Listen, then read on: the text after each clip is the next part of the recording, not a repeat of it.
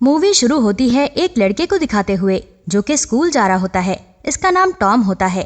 جیسے ہی وہ اسکول پہنچتا ہے تو اسے ایک لڑکی نظر آتی ہے جو کہ اس سے کہتی ہے کہ میں نے سنا ہے تم پڑھائی میں کافی اچھے ہو, کیا تم میری مدد کرو گے؟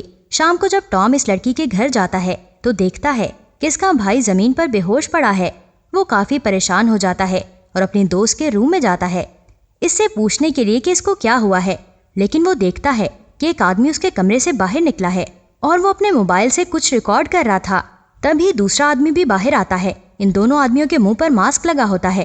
وہ لوگ جیسے ہی ٹام کو دیکھتے ہیں اسے شوٹ کرنے لگتے ہیں, لیکن ٹام فوراً سے وہاں سے بھاگ جاتا ہے اس لیے تاکہ وہ پولیس کو بلا سکے. لیکن پھر بھی وہ دونوں ڈاکو اس پر اٹیک کر دیتے ہیں. ہمیں یہاں پر نہیں دکھایا جاتا کہ وہ دونوں لوگ کون تھے, لیکن ان کے اس اٹیک کی وجہ سے ٹام کافی زخمی ہو گیا تھا اور بے ہوش ہو جاتا ہے اور اسے اسپتال لے جایا جاتا ہے. جب اس کی آنکھ کھلتی ہے تو اس کی گرینڈ مدر اس کے سامنے بیٹھی ہوتی ہے اور اس کا ڈاکٹر اس سے کہہ رہا ہوتا ہے کہ گھبرانے کی کوئی بات نہیں, لیکن ایک مسئلہ ہے. جب انہوں نے تم پر فائر کیا تو تمہارے کان کے قریب تمہارا موبائل تھا اور جب وہ بلٹ موبائل سے ہو کر گئی تو تمہارے موبائل کے کچھ پیسز تمہارے برین میں چلے گئے اور ہم اس کو کیسے بھی کر کے نہیں نکال سکتے. اور میں کافی سیڈ ہوں تمہیں یہ بتاتے ہوئے کہ تمہیں ساری زندگی انہی پیسز کے ساتھ رہنا ہوگا. اب وہ اپنی گرینڈ مدر کے ساتھ گھر واپس آ رہا ہوتا ہے کہ دیکھتا ہے کہ گاڑی کی ریڈیو کے نمبرز اسے کچھ عجیب دکھائی دے رہے ہیں. اسے ساری ریز اپنے سامنے نظر آ رہی تھیں اپنی آنکھ سے.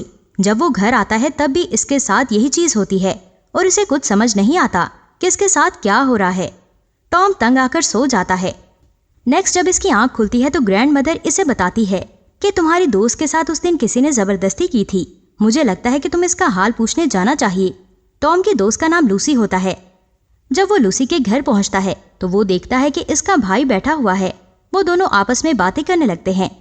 تبھی ٹام یہ بھی نوٹ کرتا ہے کہ اس کے گھر میں لگے وائی فائی اور ہر چیز کے سگنل اس کو صاف صاف دکھائی دے رہے ہیں. پھر وہ لوسی سے ملتا ہے, اس سے کچھ باتیں کرتا ہے اور واپس اپنے گھر آ جاتا ہے. اور جب اپنے روم کی کھڑکی سے باہر دیکھتا ہے تو اسے وہاں پر بھی سگنلز دکھائی دیتے ہیں. اسے کچھ سمجھ نہیں آ رہا ہوتا تو وہ بے ہوش ہو کر گر جاتا ہے اور یہ سب انہی موبائلز کے پیسز کی وجہ سے ہو رہا تھا.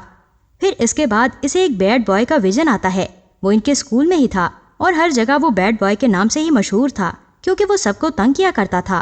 ٹام سمجھ جاتا ہے کہ جس دن لوسی کے ساتھ زبردستی ہوئی وہ بھی وہیں کہیں تھا.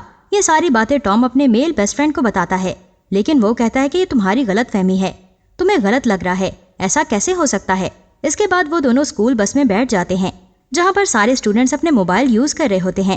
ٹام کو ان کے سگنلز بھی دکھائی دے رہے ہوتے ہیں. وہ اپنے ہی خیالوں میں کہیں گم ہوتا ہے. تبھی اس کا بیسٹ فرینڈ اسے کہتا ہے کہ آج شام پارٹی ہے, کیا تم آنے والے ہو؟ تو ٹام کہتا ہے کہ میں کچھ نہیں کہہ سکتا. اب ٹام اسکول پہنچ چکا تھا. سارے بچے کلاس روم میں بیٹھ کر اپنا موبائل فون یوز کر رہے ہوتے ہیں فری ٹائم میں, لیکن ٹام کی نظر اسی بیڈ بوائے کے موبائل فون پر ہوتی ہے کہ وہ کیا دیکھ رہا ہے اور اس کی کیا کیا ایکٹیویٹیز ہیں, کیونکہ اسے اس پر پورا شک تھا کہ اس نے لوسی کے ساتھ ضرور کچھ نہ کچھ کیا ہے یا یہ اس میں کسی نہ کسی طرح انوالو ضرور ہے. پھر اس کے بعد ہم دیکھتے ہیں کہ اس بیڈ بوائے کو ایک ویڈیو ریسیو ہوتی ہے. جب ٹام اپنی انرجی یوز کر کے اسے دیکھتا ہے تو اسے پتا چلتا ہے کہ یہ تو وہی ویڈیو ہے جو اس دن لوسی کے ساتھ ہوا. ٹام کو یہ دیکھ کر کافی غصہ آ رہا تھا تو وہ وہاں کی ساری ریز جمع کرتا ہے جس کی وجہ سے اس بیڈ بوائے کا موبائل فون کافی گرم ہو جاتا ہے. ٹام کو یہ جان کر خوشی ہوتی ہے کہ وہ کسی کا بھی موبائل فون اس طرح سے کریش کر سکتا ہے اور کچھ ریز اکٹھے کر سکتا ہے. اب رات کو ہم دیکھتے ہیں کہ ٹام اسی پارٹی میں جاتا ہے جس پارٹی کا اس کے بیسٹ فرینڈ نے اسے بتایا تھا. وہاں پر وہ دیکھتا ہے کہ اس بیڈ بوائے کے اور بھی دوست آئے ہوئے تھے اور ان کے شوز بالکل ان آدمیوں کے شوز جیسے تھے جو اس دن لوسی کے گھر آئے تھے. اس کو یہ بات کنفرم ہو جاتی ہے کہ میں ضرور سچ سوچ رہا ہوں. ٹام کو اس بیڈ بوائے پر کافی غصہ آتا ہے اور وہ اسے گھورنے لگتا ہے, لیکن یہ بات اس بیڈ بوائے کو اچھی نہیں لگتی. وہ فوراً سے ٹام کے پاس آتا ہے اور اسے کہتا ہے کہ تمہارے ساتھ مسئلہ کیا ہے, ان دونوں میں لڑائی ہونے والی ہوتی ہے. کہ تبھی ٹام کا بیسٹ فرینڈ وہاں آ کر ان دونوں کی لڑائی چھڑواتا ہے اور پھر ٹام گھر آ جاتا ہے. اس کے ساتھ وہی ہونے لگتا ہے جو اس کے ساتھ پہلے ہوا تھا, یعنی اسے سگنلز دکھائی دے رہے تھے. وہ ان نمبرز کی کیلکولیشنز دیکھ پا رہا تھا, ایون ہر چھوٹی سے چھوٹی چیز جو کہ انسان اپنی آنکھ سے نہیں دیکھ سکتا.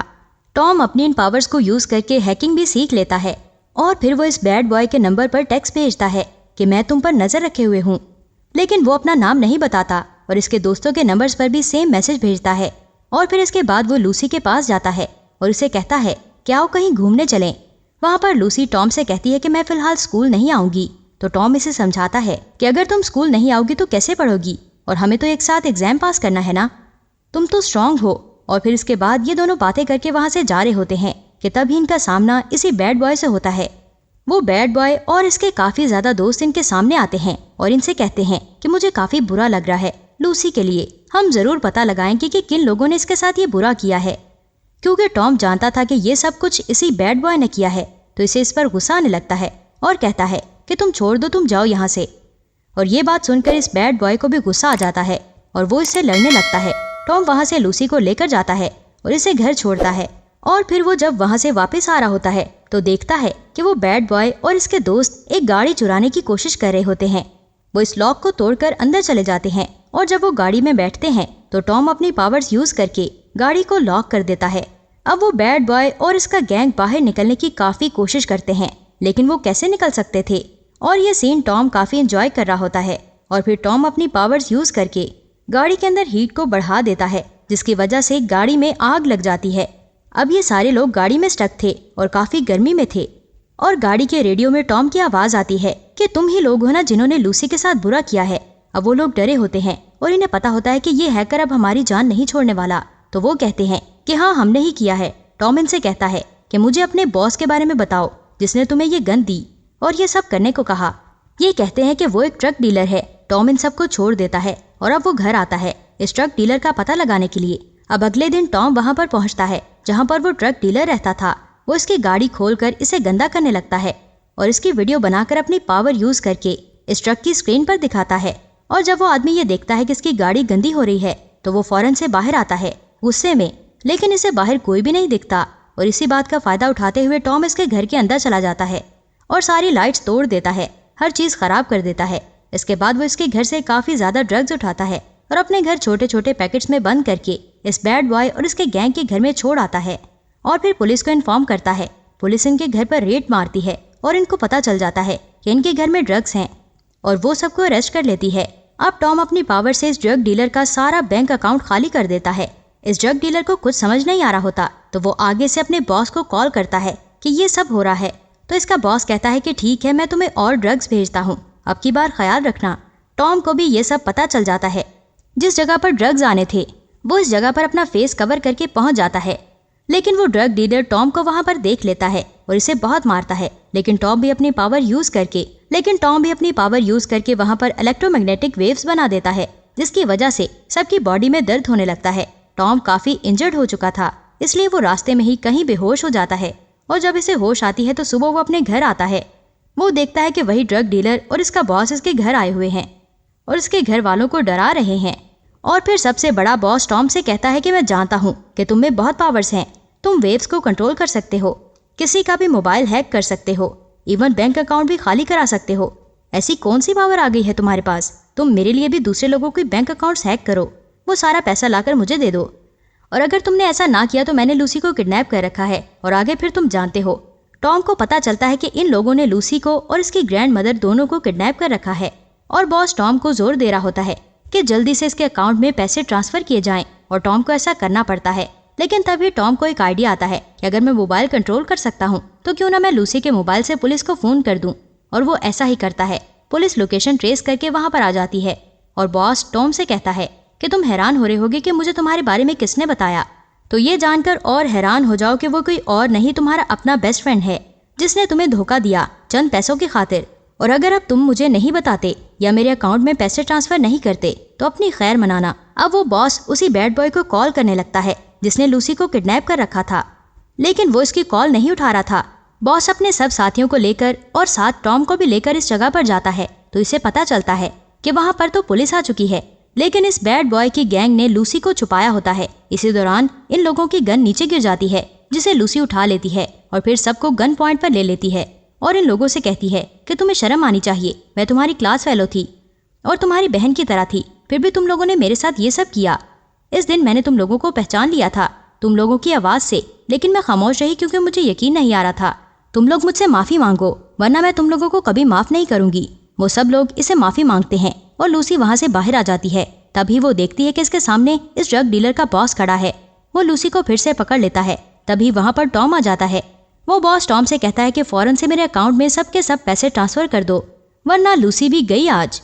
اب ٹام کو یہ سب سننے کے بعد کافی غصہ آ رہا ہوتا ہے۔ وہ ان سب کے موبائل فونز کو بلاسٹ کر دیتا ہے، جس سے وہ سارے لوگ کافی زخمی ہو جاتے ہیں اور ان کے موبائل فونز بھی اب کریش ہو چکے تھے۔ اس کے بعد ٹام لوسی کو لے کر وہاں سے چلنے لگتا ہے، لیکن تبھی پیچھے سے وہ باس آ جاتا ہے۔ اب ٹام کسی بھی حال میں خود کو نقصان پہنچانے نہیں دے سکتا تھا۔ وہ دوبارہ سے سب ویوز کو اکٹھا کرتا ہے اور ان لوگوں پر بلاسٹ کر دیتا ہے، جس سے وہ سارے لوگ مر جاتے ہیں، وہ بیڈ بوائے بھی اور یہاں پر وہ خود بھی بے ہوش ہو جاتا ہے۔ لیکن نیکسٹ ڈے جب اس کی آنکھ کھلتی ہے تو وہ دیکھتا ہے کہ وہ اسپتال میں ہے اور اس کی گرینڈ مدر ہیں اس کے ساتھ۔ اور پھر کافی دن گزر جاتے ہیں جب سب کچھ نارمل ہو جاتا ہے۔ اب ٹام ایک بار پھر سے لوسی کے گھر کی طرف جا رہا ہوتا ہے، تبھی رستے میں اس کا بیسٹ فرینڈ اسے ملتا ہے، جو کہ اس کے پاس آ کر اسے کہتا ہے کہ مجھے معاف کر دو، میں شرمندہ ہوں، میں ایسا نہیں کرنا چاہتا تھا، لیکن اس دن پتہ نہیں مجھے کیا ہو گیا، پیسوں کے لالچ میں نے یہ کر دیا، لیکن مجھے معاف کر دو۔ ٹام کہتا ہے کہ بس کرو، میں جان گیا تھا اس دن کہ تم ہی تھے لوسی کے گھر جو سب کچھ ریکارڈ کر رہے تھے، لیکن میں نے تمہیں کچھ نہیں کہا کیونکہ میں جانتا تھا کہ تم میرے ایک اچھے دوست ہو۔ میں نے تمہیں ایک اور موقع دیا، شاید تم سدھر جاؤ، لیکن تم کبھی میرے دوست تھے ہی نہیں، آئندہ کے بعد کبھی بھی میرے سامنے مت آنا۔ اور یہ کہہ کر ٹام لوسی سے ملتا ہے اور وہ دونوں ایک ساتھ اچھا ٹائم سپینڈ کرتے ہیں، اور اسی کے ساتھ ہی یہ مووی ختم ہو جاتی ہے۔ Thanks for watching this video.